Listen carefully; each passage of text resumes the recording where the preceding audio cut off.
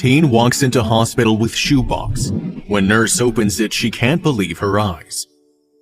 For over 2 decades, Jeannie Joseph had worked as a neonatal nurse. Over the years, she's seen and heard stories of unusual circumstances in which babies were brought into this world. But 14 years ago, she played a major role in a story of her own that has now become huge, and it all started with a shoebox.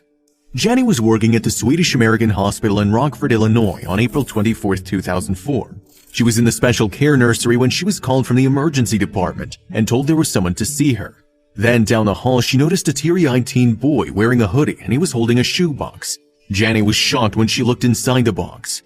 Wrapped in a dish towel and doll's onesie was a 3-pound baby inside the shoebox. The hospital staff put the baby in isolation immediately while the teen just stood there. 3 hours later, the staff managed to stabilize the baby, but Jeannie saw that the teen had waited and cried the entire time. So she walked up to him in order to learn more. They came to our hospital, take advantage of the safe haven, leave the baby here at the hospital so it was left in a safe place. Jeannie agreed but told him that once he relinquished his parental rights, she wouldn't be able to give him updates on the baby's condition. So she offered him 2 parental bracelets and suggested he think about the options before making a decision. The teen and his girlfriend, Cherish Coates, came to see their child at the hospital. The girl was clearly upset and had her head down. Just immediately went over to her and just put my hand on her and introduced myself. But then I said to her, "You did everything right. I know that you're scared and you're ashamed and you're embarrassed, but I want you to know that you saved this baby's life. You did everything right." That's when a bond formed between the girl and the nurse. Cherish confided in Jeannie, who comforted her without any judgment. So she all of a sudden looked up at me and then just started crying, and we just kind of connected. She admitted that she hid her pregnancy from her folks because they wanted her to graduate and then go off to college. Her own mom had given birth when she was 15, and Cherish was raised by her grandparents, whom she didn't want to let down. She also explained the grueling way she gave birth on her own. Cherish was able to hide her stomach for months until she started getting cramps at school. So when she got home, she locked herself in her room and dealt with the labor pains alone. She called her boyfriend as soon as the baby was born. The boy climbed a ladder to get to her bedroom. They were terrified, which is why the boy took the baby to the hospital. But he left an explanation before heading out. The teenagers placed the baby in a shoebox and a Winnie the Pooh doll. Then they added a touching note that said, "We love you, we're just not able to raise you. We want his name to be Alan Corey and we'll hope to be able to see you again. God will be watching over you." Then the boy walked nearly 8 miles with a box. It was shocking the baby survived the trip. The baby was born 6 weeks early and was suffering from hypothermia. Medical specialists also treated the baby for an infection caused by the scissors when the cord was cut. He was dehydrated too. But he was doing something more premature babies rarely do. He was breathing on his own. There was someone looking down on him, said the doctor who treated him, but Cherish had issues giving him up.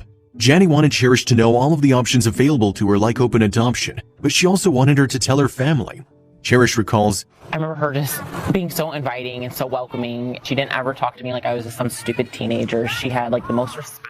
Eventually, the girl decided to tell her mom, who she assumed would be more forgiving since she'd gone through the same thing herself. Cherish escorted her mom to the incubator and the woman's face turned white. Cherish didn't know what to say until Jeannie arrived to save the day. Cherish's mom wanted to hold the baby, which surprised the teen.